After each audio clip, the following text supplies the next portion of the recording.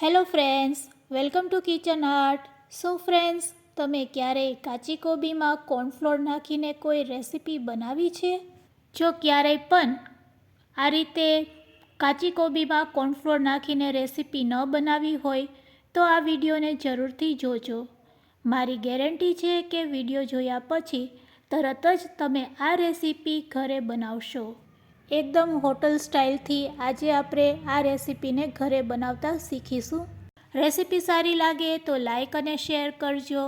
અને જો તમે મારી ચેનલ ઉપર નવા હોય અને મારી ચેનલને હજુ સબસ્ક્રાઈબ ન કરેલ હોય તો સબસ્ક્રાઈબ કરી બાજુનું બેલ બટન દબાવવાનું ભૂલશો નહીં, જેથી કરીને તમને મારા નવા વિડીયોનું નોટિફિકેશન મળતું રહે.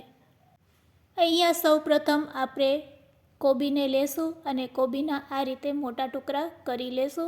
હવે આ કોબીના ટુકડાને આપણે ચોપરની મદદથી ચોપ કરી લેશું.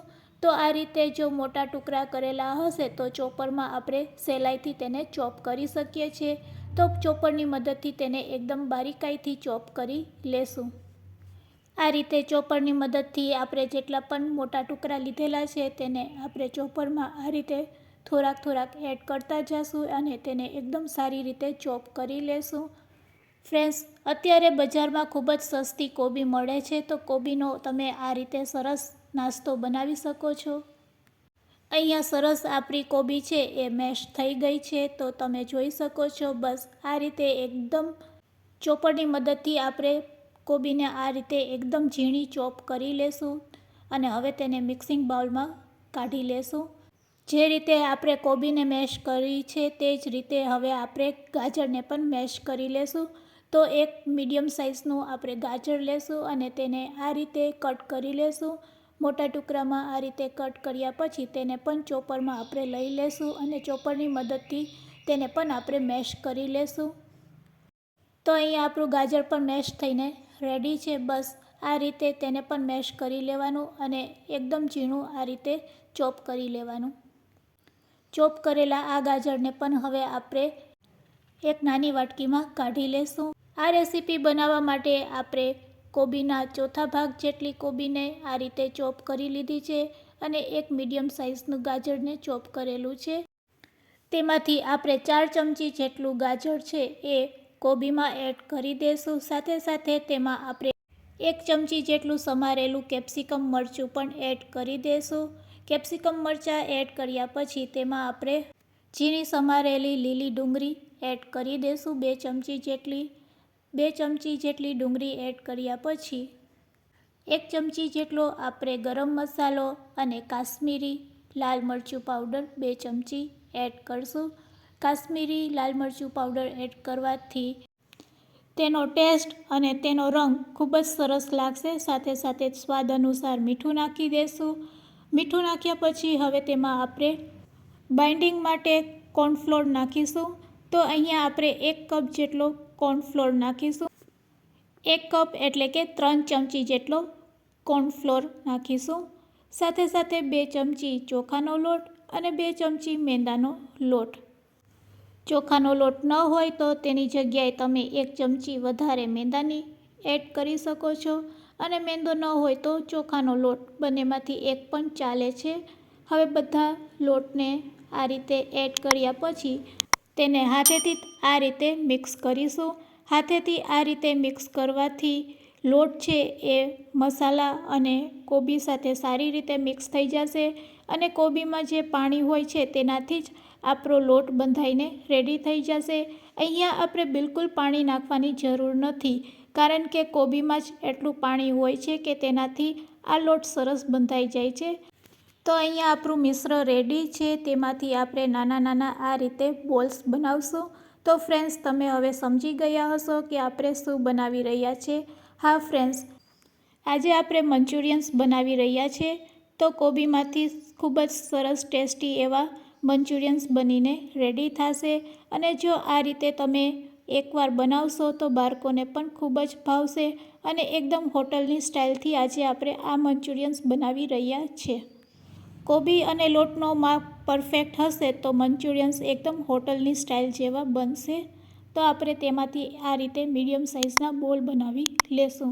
તો અહીંયા આપણા બધા મંચુરિયન્સ રેડી છે ફ્રાય કરવા માટે. તો હવે આપણે ગેસની ફ્લેમ ચાલુ કરીશું અને તેલને ગરમ કરવા મૂકીશું. તેલ સારું એવું ગરમ થઈ જાય એટલે તેમાં આપણે મંચુરિયન્સને તળી લેશું. ફ્રેન્ડ્સ, એ વાતનું ખાસ ધ્યાન રાખવાનું કે જ્યારે આપણે મંચુરિયન્સ બોલ નાખતા હોય ત્યારે તેલ એકદમ ગરમ હોવું જોઈએ. જો ગરમ તેલ હશે તો જ મંચુરિયન્સના બોલ છે એ તૂટશે નહીં. તો અહીંયા ખાસ તેલ ગરમ હોવું જોઈએ અને પલટાવ્યા પહેલાં આ રીતે ચાકુથી તેને ચેક કરી લેવાના. આ રીતે જો છૂટછૂટા તે થવા લાગે પછી જ આપણે ઝારાની મદદથી તેને તળીશું. તો હવે ઝારાની મદદથી તેને તળી લેશું. અને આપણે એ વાતનું પણ ધ્યાન રાખવાનું છે કે અહીંયા આપણે ફક્ત 90% જેટલા જ આપણે આ મંચુરિયન્સને તળીશું. એકવાર તળ્યા પછી ફરીથી તેને તળીશું એટલે ઉપરનો ભાગ એકદમ ક્રિસ્પી બનશે. તો અત્યારે આપણે તેને આ રીતે એકવાર તળી લેશું અને તળ્યા પછી તેને આપણે પ્લેટમાં કાઢી લેશું. તો 90% જેટલા આપણા બોલ્સ તળાઈ ગયા છે. તો તેને હવે આપણે એક પ્લેટમાં કાઢી લેશું. તે જ રીતે બાકી બધા મંચુરિયન્સ બોલને આપણે આ રીતે જ તળી લેશું અને તળ્યા પછી તેને આપણે એક પ્લેટમાં કાઢી લેશું. તો અહીંયા આપણા મંચુરિયન્સ તળાઈને રેડી નથી થયા. હવે આ મંચુરિયન્સને આપણે એકદમ ક્રિસ્પી બનાવવાના છે. તો 10 મિનિટ તેને આપણે રેસ્ટ આપીશું. 10 મિનિટ પછી ફરીથી તેને તળીશું એટલે તેનું ઉપરનું પર એકદમ ક્રિસ્પી બની જશે. 10 મિનિટ થઈ ગઈ છે. ફરીથી આપણે ગેસની ફ્લેમ ચાલુ કરીશું. તે જ કઢાઈમાં આપણે તે જ તેલમાં ફરીથી તેને તળી લેશું. તો તેલ સરસ એવું ગરમ થઈ જાય એટલે હાઈ ફ્લેમ ઉપર તેને 2 મિનિટ આ રીતે તળશું એટલે એકદમ સરસ ક્રિસ્પી બનીને રેડી થઈ જશે. તો 2 મિનિટ થઈ ગઈ છે. તેલમાંથી આપણે બધા બોલ્સને કાઢી લેશું. ફ્રેન્ડ્સ, તમે રેસીપી ક્યાંથી જોવો છો તે પણ મને કમેન્ટ્સમાં જરૂરથી કહેજો. ડ્રાય મંચુરિયન્સ બનાવવા માટે હવે આપણે આછા કઢાઈનો ઉપયોગ કરશું. ગેસની ફ્લેમ ચાલુ કરશું. આછી કઢાઈ ગરમ થઈ જાય એટલે તરત જ ફક્ત 1 ચમચી જેટલું આપણે તેલ એડ કરશું. આ રીતે તેલ એડ કર્યા પછી તેમાં સમારેલું આદું અને લસણના ટુકડાને એડ કરી દેશું. ગેસની ફ્લેમ એકદમ હાઈ રાખવાની. હાઈ ફ્લેમ ઉપર જ આપણે બધું આ રીતે સાતરી લેશું. 1 ચમચી જેટલી આપણે કોબીને અને 1 ચમચી જેટલું આપણે ગાજરનું છીણ તેમાં એડ કરી દેશું. આ રીતે સતત આપણે હલાવતા હવે તેમાં આપણે કેપ્સિકમની સ્લાઇસને પણ એડ કરી દેશું અને 1 ચમચી જેટલી લીલી ડુંગળીને પણ એડ કરી દેશું. બધી વસ્તુને આ રીતે આપણે હાઈ ફ્લેમ ઉપર જ સતત હલાવશું. હવે તેમાં આપણે બધા સોસ નાખશું. તો પહેલાં આપણે ડાર્ક સોયા સોસ 1 ચમચી જેટલો, 1 ચમચી જેટલો રેડ ચીલી સોસ નાખશું. બજારમાં સહેલાઈથી 15થી 25 રૂપિયામાં પાઉચ મળે છે. તેનો જ આપણે ઉપયોગ કરેલો છે. સાથે સાથે અહીંયા આપણે 2 ચમચી જેટલો ટમેટો કેચઅપ એડ કરશું. બસ આ 3 સોસની જ જરૂર પડે છે. હવે તેમાં આપણે થોડુંક પાણી નાખી દેશું અને 1 વાટકીમાં આપણે 1 ચમચી જેટલું પાણી અને કોર્નફ્લોરને આ રીતે મિક્સ કરી લેશું.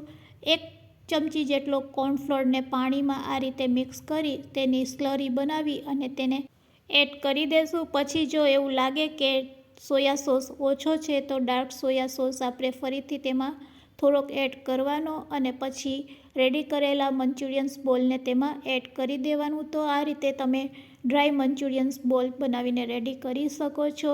છેલ્લે હવે તેમાં 1 ચમચી વિનેગર એડ કરશું.